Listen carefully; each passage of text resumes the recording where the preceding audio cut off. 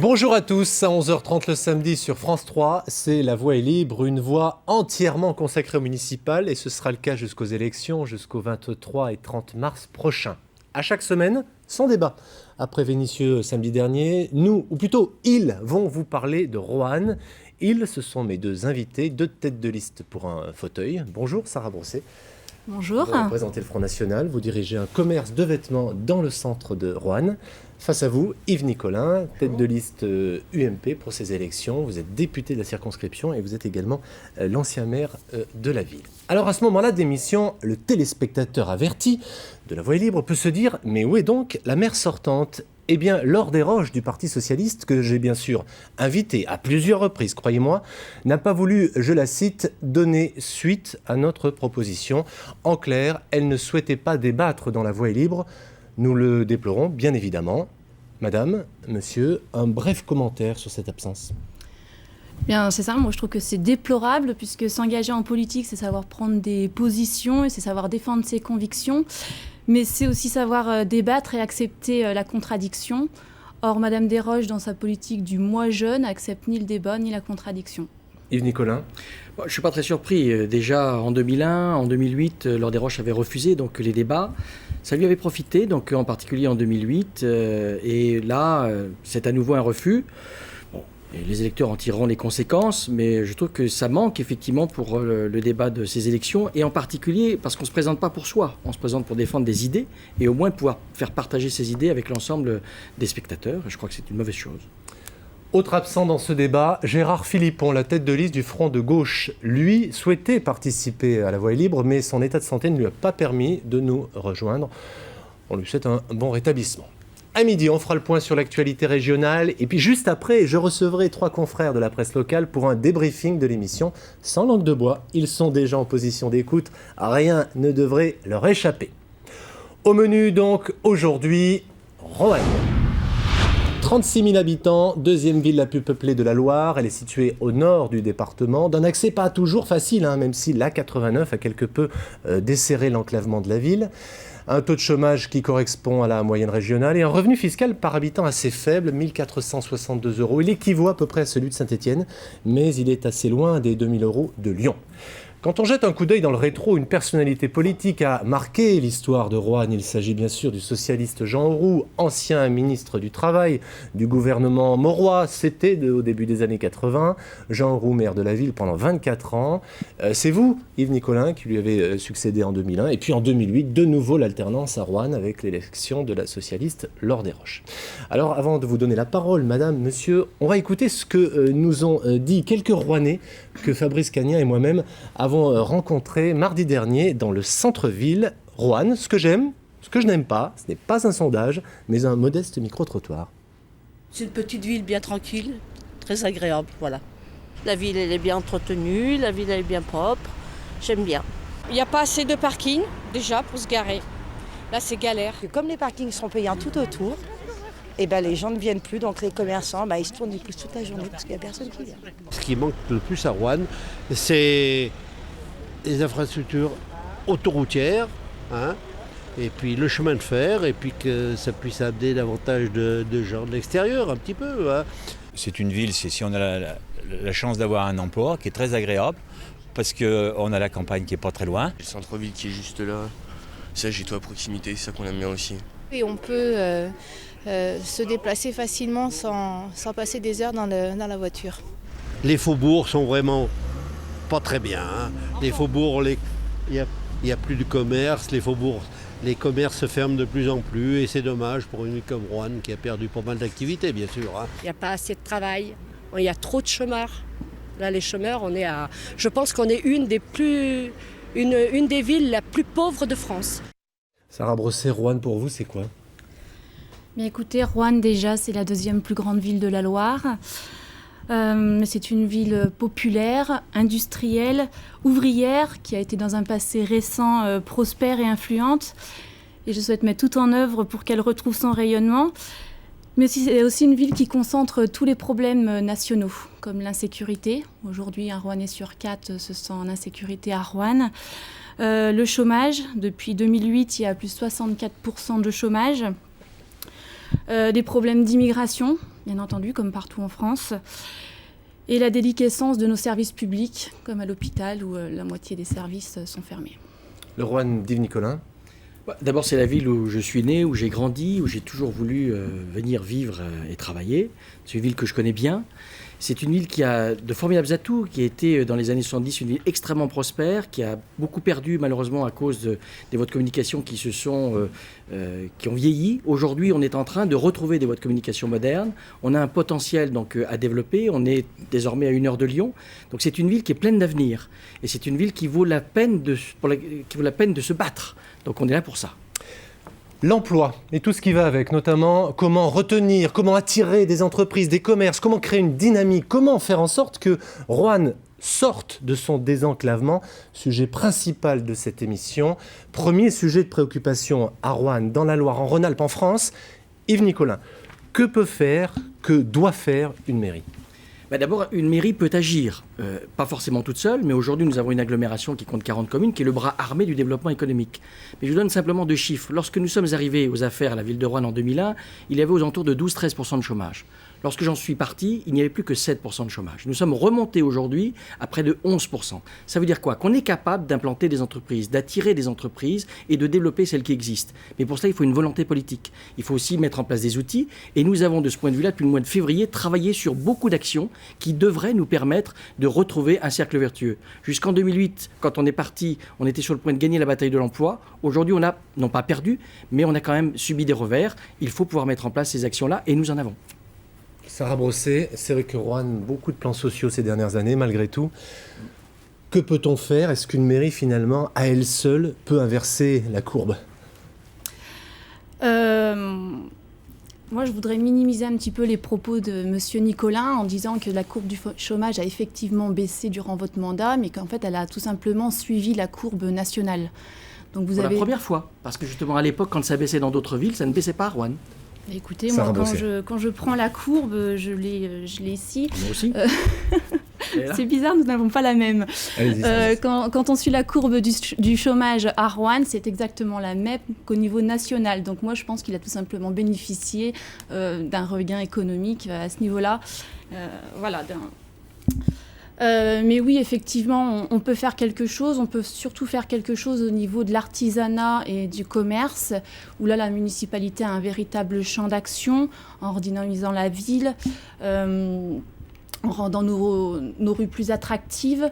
Par exemple, le projet Cœur de Cité, qui a été un des projets qui a marqué le mandat de Laure Desroches, donc rénovation, rue piétonne, avec un stand de pavé. Ça, c'est une mesure, finalement, qui allait dans le bon sens ? À la base, ça aurait pu être un projet positif, mais le problème, c'est qu'il a été fait n'importe comment, c'est-à-dire avec aucune concertation avec les acteurs économiques, des changements de sens de circulation qui ont pénalisé complètement l'accès à la ville.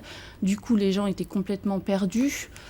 Plus de parking, donc finalement, les gens ne peuvent plus venir se promener à Roanne. Enfin, ça devient très cher de venir à Roanne. Alors, je vais vous poser une question à vous deux qui est importante. Concrètement, quelle est la mesure prioritaire pour relancer l'emploi à Roanne ? Dans vos programmes respectifs, dans vos propositions, quelle est la mesure principale qui permettrait de recréer une dynamique ? Alors moi, je vous en citais effectivement une. Je pense que nous devons absolument mettre en place 2 choses, mais la priorité, c'est de mettre en place une offre de bâtiments à vocation économique. Aujourd'hui, lorsque vous avez un chef d'entreprise qui a un projet d'implantation à Roanne ou ailleurs, il choisira Roanne si nous avons la capacité de lui offrir des bâtiments pour son entreprise quasiment immédiatement. C'est ce qu'on appelle des bâtiments en blanc. C'est-à-dire qu'il faut construire à l'avance des bâtiments. Nous l'avions fait sous le précédent mandat, et c'est ainsi qu'on a pu d'ailleurs accueillir une entreprise qui était à l'époque Transcom, aujourd'hui B2S, et qui compte 550 emplois. Donc je veux dire, c'est ça qui va nous permettre d'attirer des entreprises. Mais pas seulement. Il faut aussi faire de la prospection, ce qui n'a pas été fait sous ce mandat-là.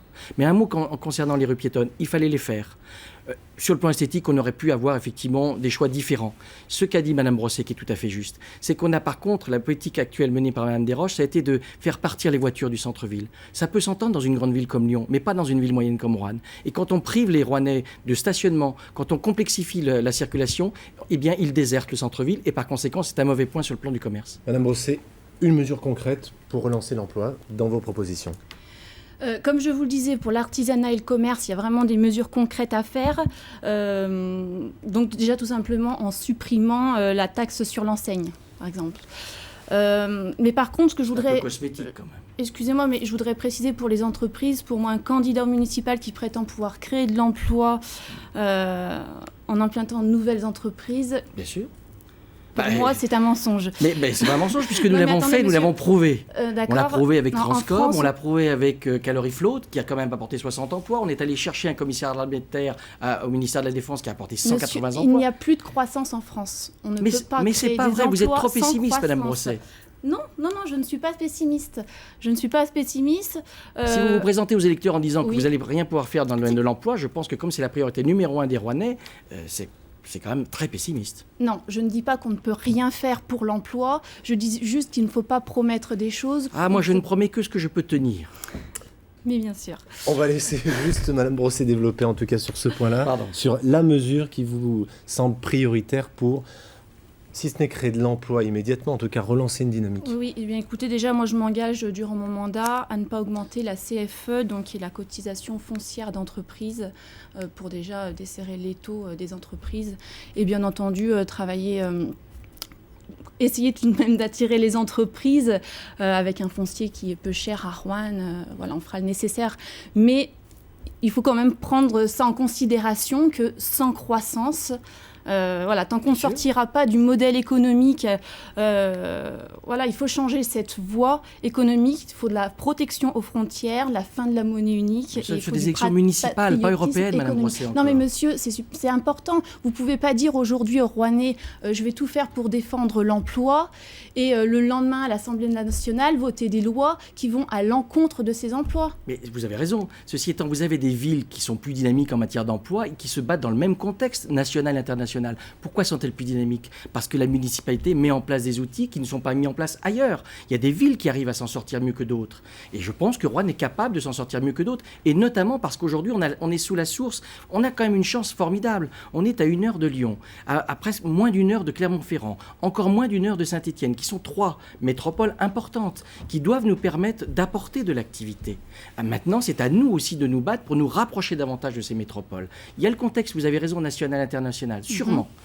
Il faut de la croissance, vous avez raison, mais il y a aussi des actions locales à mener, et je pense que ces actions locales très concrètes, nous pouvons les mener et avoir des résultats. Je l'évoquais tout à l'heure, la situation géographique de Roanne a été longtemps, elle l'est peut-être encore, vous allez me le dire, assez pénalisante, au nord du département, avec des accès pas toujours simples. C'est même, je dirais, plus simple parfois de venir de Lyon pour aller à Roanne que de Saint-Étienne. Est-ce que d'abord la 89 a changé un minimum de choses ? Et vous, est-ce que ça fait partie aussi de votre corpus de campagne, si je puis dire, de dire aujourd'hui, améliorons, je ne sais pas moi, la fréquence des trains, réfléchissons peut-être aussi à réinvestir la Loire, et comment faire en sorte de rendre aussi une attractivité, et de casser cet enclavement ? Je pense qu'on a beaucoup d'enclavement mental, y compris parmi les Rouennais, c'est-à-dire dans le sens où on se dit, nous sommes effectivement loin de Lyon, c'est compliqué. Mais aujourd'hui, grâce à cette autoroute qui nous a pas encore apporté tout ce qu'on en attend, je veux dire, il y a une nouvelle ouverture, il y a des perspectives qui sont favorables. Mais vous avez raison, il faut surtout jouer sur l'image de Roanne. Aujourd'hui, Roanne est une image qui a une image qui n'est pas la bonne, parce que beaucoup de gens de l'extérieur perçoivent Roanne de façon négative, alors que ce n'est pas le cas. On a une belle ville, on a des choses qui peuvent s'améliorer et on a des projets. Je vous vois hocher la tête ou vous partagez. Oui, non, mais là je suis entièrement d'accord avec Monsieur Nicolin. De toute façon, comme il le disait, c'est vrai que c'est dans la tête des Rouennais, mais il faut que les Rouennais réapprennent à aimer leur ville. Ce n'est plus le cas aujourd'hui.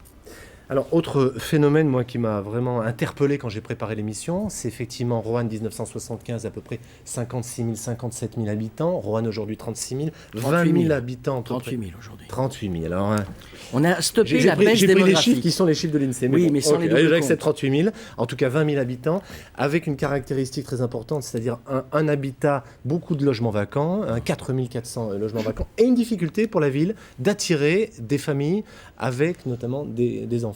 Vous le sentez. Qu'est-ce qu'on peut faire là aussi ? Qu'est-ce qu'un maire peut faire, selon vous, Madame Brosset, pour proposer une nouvelle offre finalement locative et de logement ?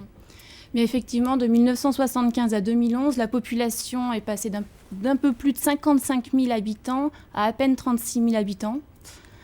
La ville de Roanne s'est donc vidée de 35% de ses habitants en 35 ans. C'est énorme. Et qu'est-ce qu'on peut faire du coup ?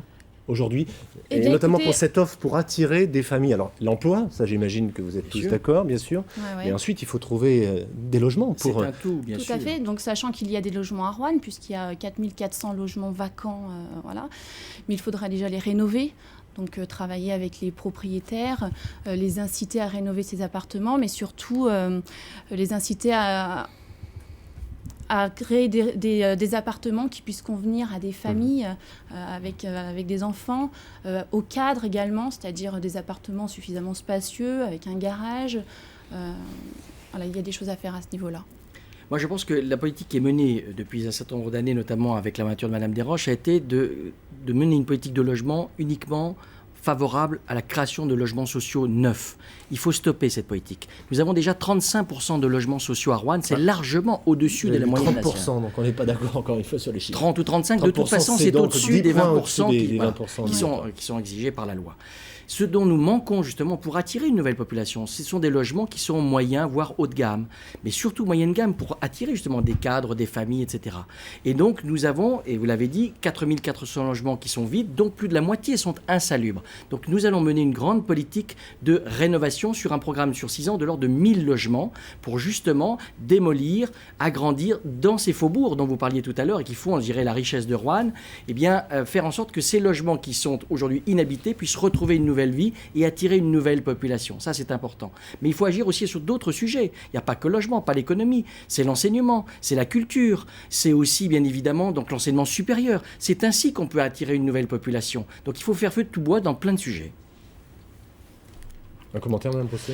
Sachant que les logements sociaux n'attirent pas une population qui a du pouvoir d'achat.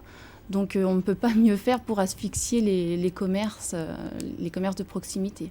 Du coup, comment on finance ? Parce que forcément, la question, quand on a une politique volontariste sur la question du logement, on se dit, c'est bien, mais comment on finance cette politique-là ? C'est vrai que la ville de Roanne, on va se le dire, est plutôt bien notée. Hein, elle a un triple A. Les finances de la ville sont plutôt tenues ces dernières années. Donc, vous postulez, si je puis dire, pour un fauteuil plutôt bien garni, on va dire. Mais alors, comment on fait, si j'ai bien compris, en tout cas, vos discours, on n'augmente pas les impôts locaux, comment on fait pour financer tout ça ? On fait des économies. On fait des économies sur la communication, sur les subventions qui sont notamment données à des associations. Il y a un moment donné, quand il n'y a plus d'argent, il y a des priorités. Et moi, je préfère donner de l'argent à des entreprises, à des commerçants, à des artisans qui veulent s'investir et créer de l'emploi, plutôt que donner de l'argent à des associations. Voilà, donc il y a des choses à faire sur ce point-là également. Moi, je ne pense pas qu'il faille aujourd'hui asphyxier les associations rouennaises qui font partie de la ville. Par contre, effectivement, d'abord, nous avons une ville qui est très peu endettée. Il faut savoir que lorsque nous sommes arrivés, nous, en 2001, la ville de Roanne avait 44 millions d'euros de dettes. Lorsque nous l'avons quittée en 2008, et ça sont les chiffres donc, du ministère des Finances, il n'y en avait plus que 30 millions. Laure Desroches a continué à désendetter la ville et elle a bien fait. Aujourd'hui, nous sommes à 60% en dessous de la moyenne nationale en matière d'endettement. Donc nous avons une marge de manœuvre par rapport à ça pour faire de nouveaux investissements. Ce qu'il faut par contre, c'est à tout prix éviter de faire des investissements qui entraînent de nouvelles dépenses de fonctionnement. Et la principale dépense de fonctionnement, c'est effectivement 58%, c'est la masse salariale. Il faut faire attention à cette masse salariale. Aujourd'hui, nous avons une masse salariale... Il faut la réduire, quand vous dites faire attention, il faut la réduire ? Non, déjà, si nous arrivions à la maintenir, il faut savoir que sans embaucher une seule personne de plus à la mairie, vous avez une masse salariale qui augmente de 3,5% par an à cause de ce qu'on appelle le GVT, c'est-à-dire glissement, vieillesse, technicité. Nous avions réussi entre 2001 et 2008 à faire en sorte, pendant 7 ans, que la masse salariale soit augmentée de 0. Donc c'est possible. À côté de ça, on fait des économies, effectivement, dans le fonctionnement. Et on peut justement investir davantage. Donc c'est cette politique-là que nous voulons remettre en place. Laure Desroches ne manque pas de dire qu'elle a beaucoup plus investi que vous lorsque vous étiez maire. Je crois que c'est 20 millions d'euros. Le budget de la ville de Roanne, elle a raison de quelques millions, mais bien qu'il y en avait 98 millions contre 74 millions. Oui, mais dans les 98, il y en a 14 qui concernaient des opérations que nous avions déjà lancées. Donc, grosso modo, elle a bien investi, tant mieux. Par contre, ce qu'elle a moins bien fait, c'est faire investir d'autres à Roanne. Lorsque l'on crée le Scarabée, lorsque l'on crée le pôle de loisirs, lorsque l'on implante l'hôpital, lorsqu'on implante le centre pénitentiaire... Le Scarabée, c'est une salle de spectacle, voilà. Pour ceux qui la connaissent mais pas. Pour les Rouennais, ils le savent. Voilà. Mais lorsqu'on fait tous ces investissements-là, ce n'est pas la ville de Roanne qui les finance. Il y a beaucoup d'aides de l'État, de la région. L'hôpital, c'est la sécurité sociale. Donc, je veux dire, il faut aussi savoir faire jouer les partenaires pour venir investir à Roanne. Et ça a beaucoup manqué sous ce mandat. D'accord, mais dans les investissements, c'est bien de faire des investissements pharaoniques, mais il y a un moment donné, il ne faut pas oublier... Pas pharaonique, utile. Oh, excusez-moi, il y a certains investissements... Est-ce que le Scarabée est un investissement pharaonique? Je ne vous parle pas du Scarabée forcément. Alors, le pôle de loisirs, le par pôle de exemple. loisirs, c'est un cinéma qui est aujourd'hui qui marche très bien.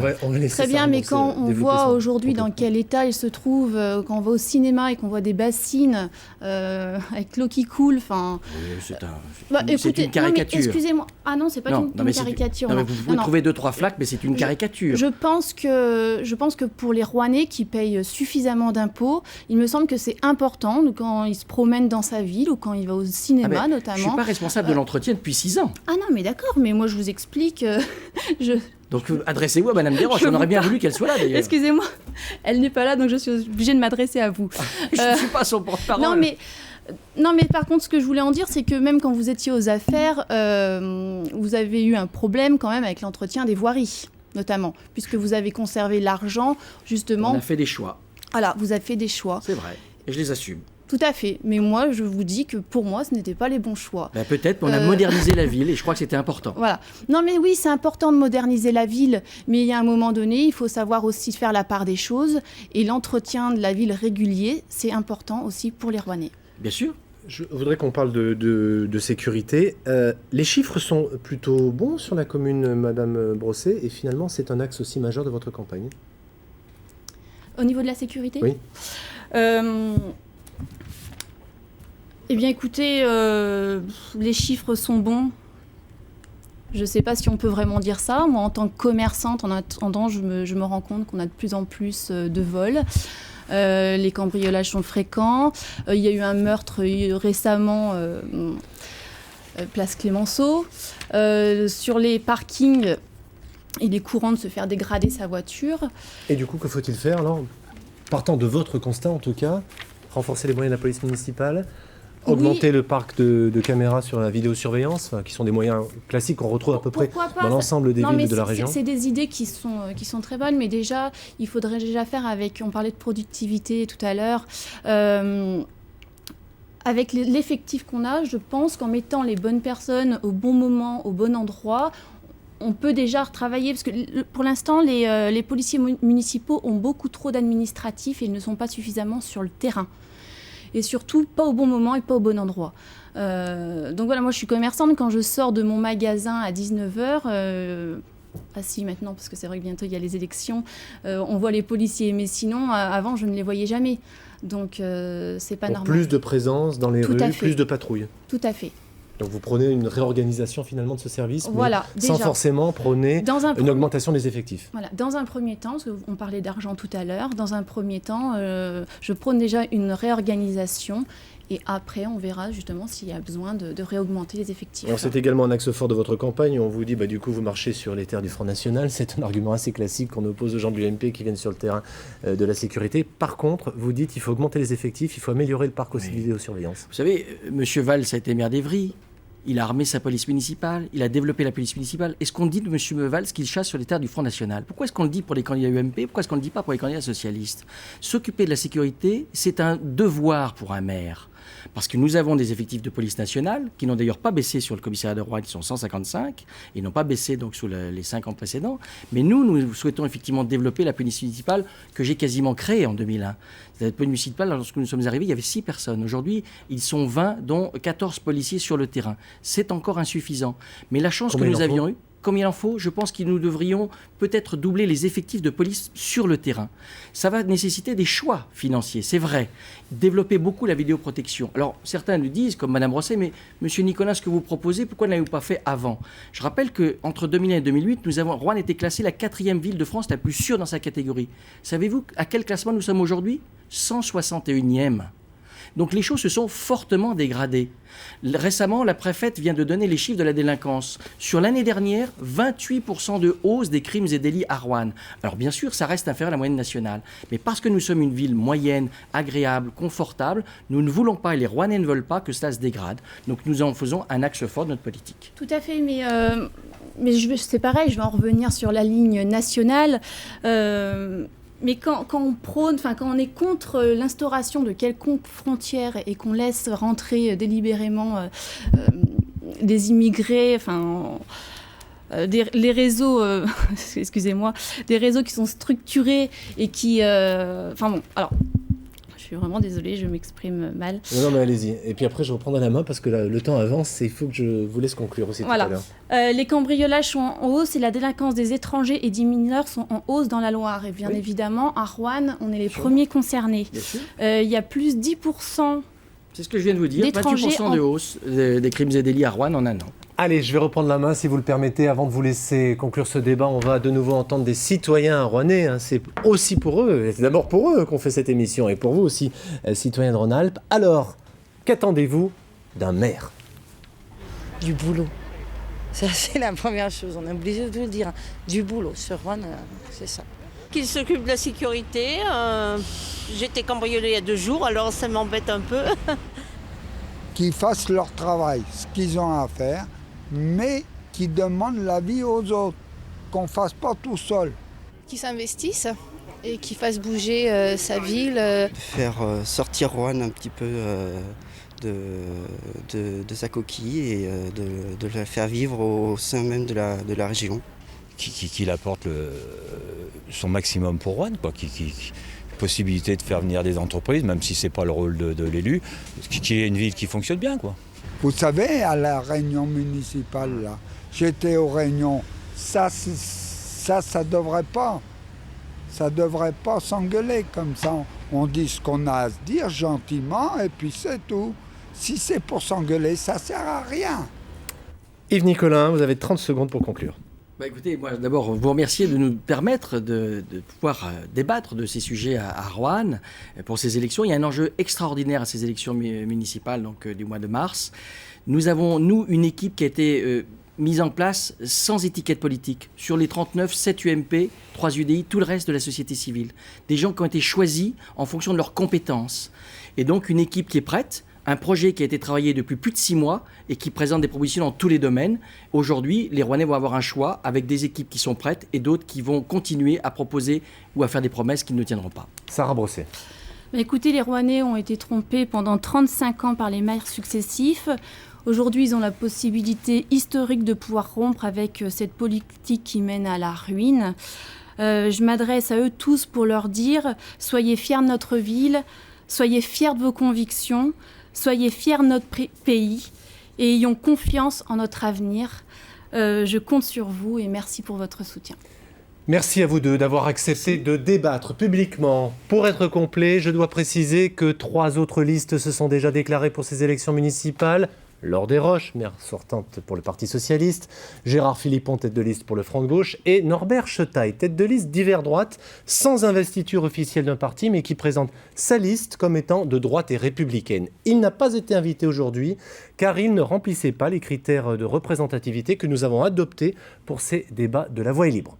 Dans quelques minutes, le débrief du débat avec mes confrères de la presse régionale. Il est midi passé de quelques secondes, pardon. Le flash régional est présenté par Fabrice Cagnin. Bonjour Fabrice.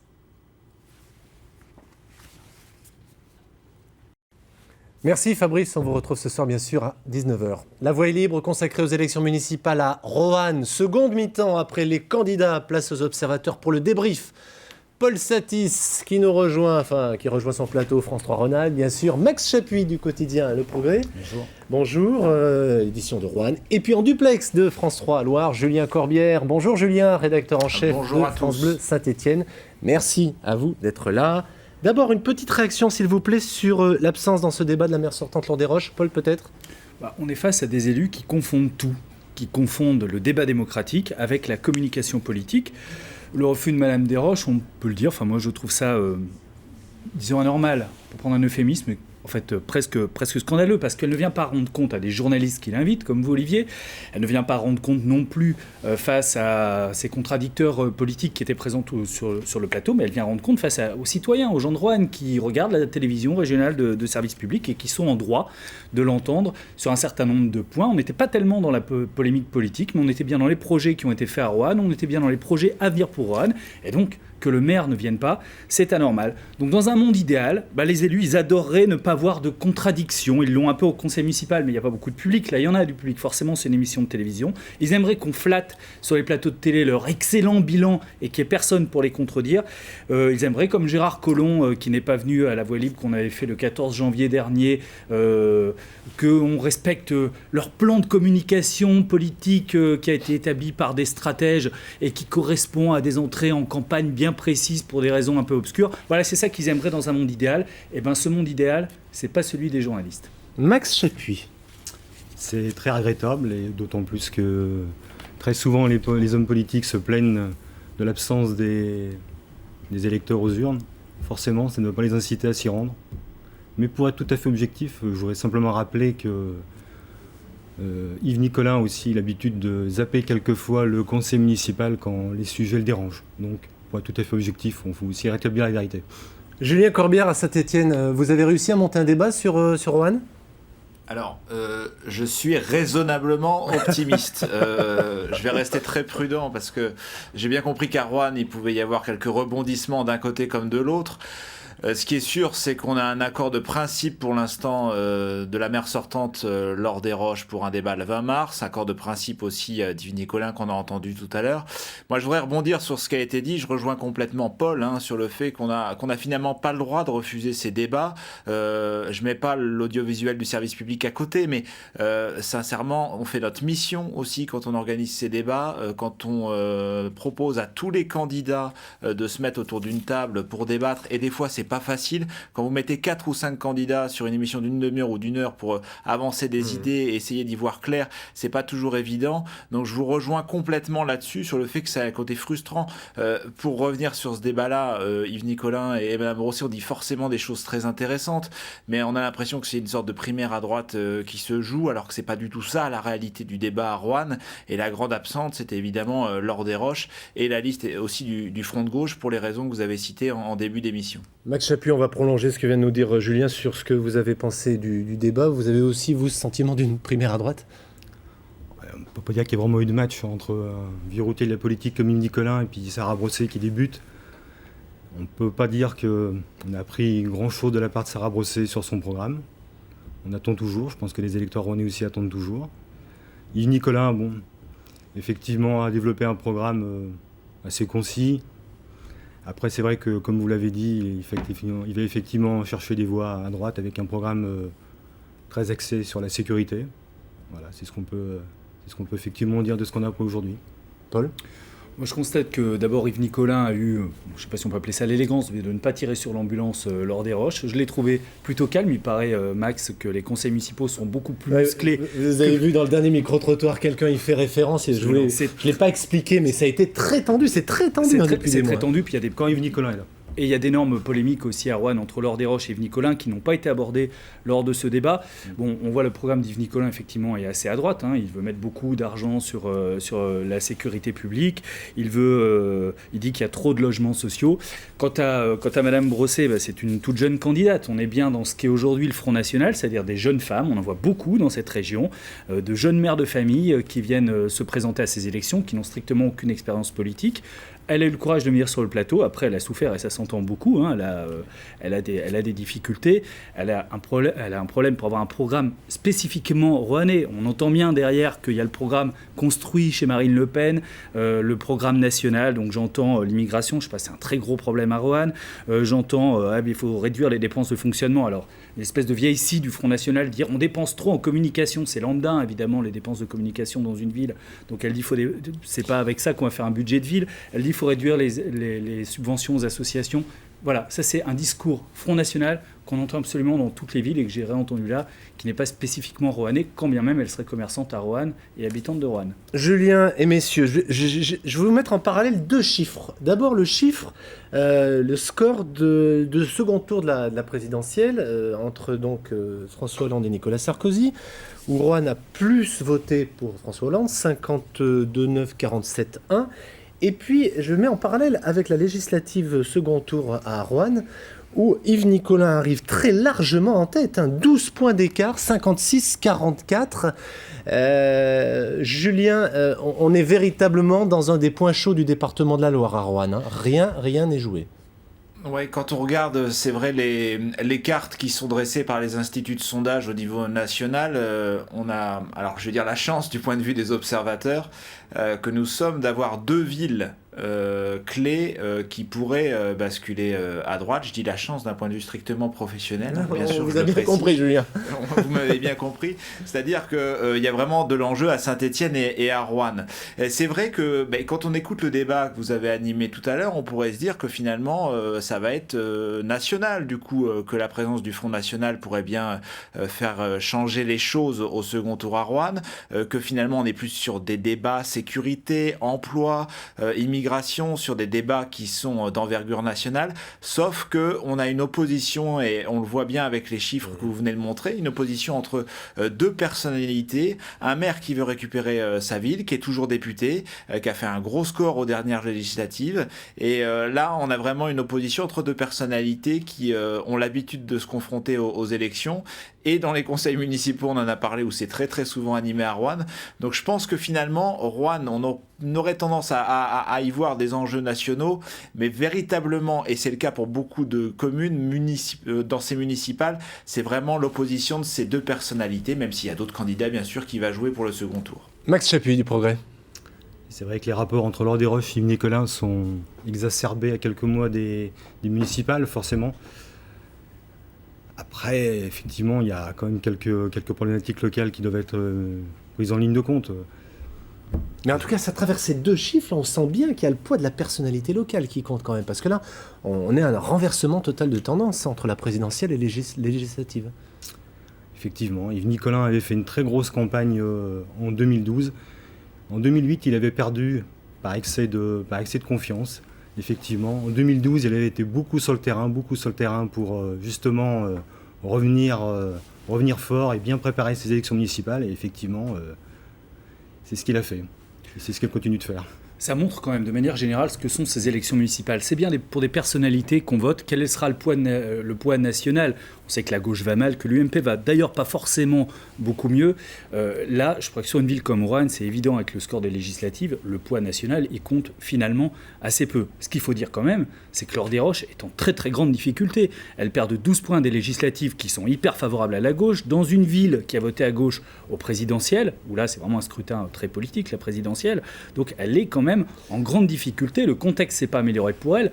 La chance qu'elle aurait de conserver la mairie de Roanne, c'est évidemment le mode de scrutin, puisqu'à 10%, on peut rester au 2e tour, ce qui sera vraisemblablement le cas de Madame Brosset, puisque le Front National pèse aux alentours entre 15 et 20%. J'avais sorti 2 chiffres, un premier tour de la présidentielle, premier tour législatif, 18% donc pour Marine Le Pen, 11% pour Madame Agrafel aux législatives. Donc il y a eu là aussi quand même une déperdition de 7 points d'une élection à l'autre. Donc elle peut conserver sa mairie de Roanne sur une triangulaire. Je voudrais vous poser la question, en tant que spécialiste politique de Roanne, aussi bien Julien qu'à vous, Max, c'est le poids que peut avoir M. Chetaille, par exemple, qui est une personnalité connue dans Roanne. C'est une personnalité connue, mais qui revient sur le devant de la scène un petit peu à toutes les élections municipales. C'est un caillou dans la chaussure d'Yves Nicolin, sans plus. Julien, un dernier mot sur la perspective effectivement d'une triangulaire à Roanne. C'est là que ça se joue, à mon avis, pour Yves Nicolin. Ce débat, de ce point de vue, est intéressant parce qu'une triangulaire à Roanne, comme d'ailleurs dans d'autres villes de France, ça change la donne pour la droite. Aujourd'hui, l'attitude des électeurs du Front National entre les 2 tours, est-ce qu'ils vont rejoindre une liste UMP alors qu'ils ont un candidat FN qui est encore présent ? C'est peu probable, ça arrive de moins en moins. On sait très bien que la perméabilité des 2 partis, c'est une question qui est complexe et que les politologues s'y trompent souvent. Donc évidemment, l'éventualité d'une triangulaire, c'est du côté d'Yves Nicolin qu'elle doit inquiéter. Ça donne aussi tout le poids du premier tour à Roanne, bien plus que du second. C'est-à-dire que c'est vraiment là qu'on va se compter. Celui des 2 qui sera en tête, entre Yves Nicolin et Laure Desroches au premier tour, sera un indicateur très fort du résultat final. Et il y aura une dynamique vraiment qu'on observera très très près sur ce premier tour. Simplement pour rappeler qu'en 2012, le contexte des législatives était arrivé en même temps que les grands travaux du centre-ville de Roanne, où il y avait une énorme fronde des commerçants et des riverains. Forcément, je pense que ça avait beaucoup joué. Et ça pesait finalement dans le résultat. Forcément. Merci beaucoup. Merci Julien Corbière. On va écouter très attentivement vos débats, vous sur France Bleu Saint-Étienne. Je répète, 100.2 sur Roanne, 97.1 sur Saint-Étienne. Max Chapuis, on peut vous lire chaque matin dans Le Progrès et notamment dans ces thématiques que vous faites. C'était sur les infrastructures cette semaine. La semaine prochaine, je crois, c'est sur la sécurité. Absolument. Et Paul, bien sûr, on vous retrouve ce soir. Enfin, non, pas bien sûr, de ce soir dans 19h, pour le journal de campagne. Premier épisode ce soir, donc à 19h. Voilà, premier numéro d'un journal des élections, hebdomadaire dans un premier temps, où on va résumer toute l'actualité politique un peu riche en ce moment. Merci également à Malika Berda, Sylvie Jardin, Carole Ginet, Adrien Gouradenet, Frédéric Gramont, Loïc Favel, Fabrice Cagnin. Denis Milan réalisé La Voix est libre. Je dois vous dire encore, vous avez rendez-vous cet après-midi avec les programmes régionaux à 15h25. L'histoire et les coulisses du zoo du parc de la Tête d'Or. 150 ans d'existence, 117 hectares au cœur de Lyon. Un documentaire à voir. Et puis une heure plus tard, Chronique d'en haut vous replonge dans le Vercors des années 40, celui de la Résistance. Laurent Guillaume vous raconte l'itinéraire de citoyens insurgés contre l'occupant. Voilà, c'est fini pour La Voix est libre. Samedi prochain, émission spéciale. Nous quittons nos studios lyonnais et nous serons à Privas pour une Voix est libre délocalisée. 1h20 d'émission. Donc je vous donne rendez-vous samedi à partir de 11h. La Voix est libre est terminée. Très bonne journée à vous tous sur France 3 et même ailleurs. Bonne journée.